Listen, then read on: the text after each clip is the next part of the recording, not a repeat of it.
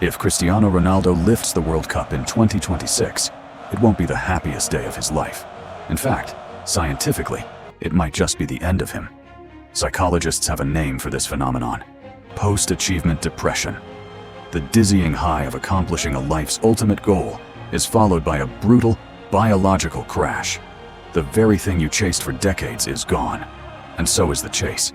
But this biological crash is only the beginning of the story. Because winning the 2026 World Cup doesn't just alter Ronaldo's brain chemistry, it legally changes his identity, erases his past statistics, and traps him in a political nightmare that will define the year 2030.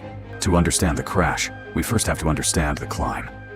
At 41 years old, Cristiano Ronaldo's body would have defied known science to even be on that pitch, let alone win. This victory is a testament to a career built on discipline, an almost inhuman rejection of physical decay. But this victory isn't just a triumph of physiology, it's a psychological exorcism. The obsessive, angry version of CR7, the one born from tears of helplessness on the bench in the 2016 Euro final, would finally be laid to rest. The trauma is healed. The monster can finally sleep.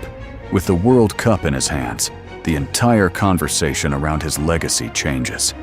The endless, often toxic debate, specifically the debate with Lionel Messi, evaporates. It's not about one being better than the other. It's that the primary argument against Ronaldo's claim to being the greatest of all time is simply gone. His obsessive quest for 1,000 career goals becomes a footnote, a forgotten project. He enters what we can call the immunity phase, a realm where individual statistics no longer matter because the mythology is complete. His story is no longer written in spreadsheets, but in the hearts of children playing on the streets. Only the mythology remains, but a legend's shadow can be a cold place. And Ronaldo's ultimate victory doesn't launch Portugal into a new golden era. Instead, it hurts the next generation. The number 7 jersey becomes a burden, a ghost. Every young player who wears it isn't just playing for their country.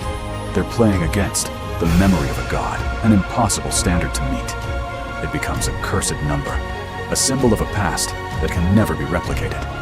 The national team's tactics become frozen in time, forever trying to replicate the Ronaldo system of 2026, even without the man himself. Innovation dies, held hostage by nostalgia. The entire country becomes trapped in the shadow of his greatest triumph. But the cruelest irony isn't what his victory does to his past or to his country's future. It's what it does to his future. There is no riding off into the sunset, no peaceful retirement. Because with Portugal co-hosting the 2030 World Cup, Ronaldo is no longer a retired athlete. He becomes a political pawn, a national asset to be deployed.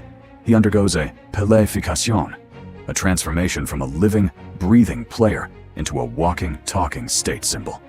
He shifts from being paid to play football to being paid simply to exist. He's an ambassador, a mascot, a living monument trapped in a golden prison.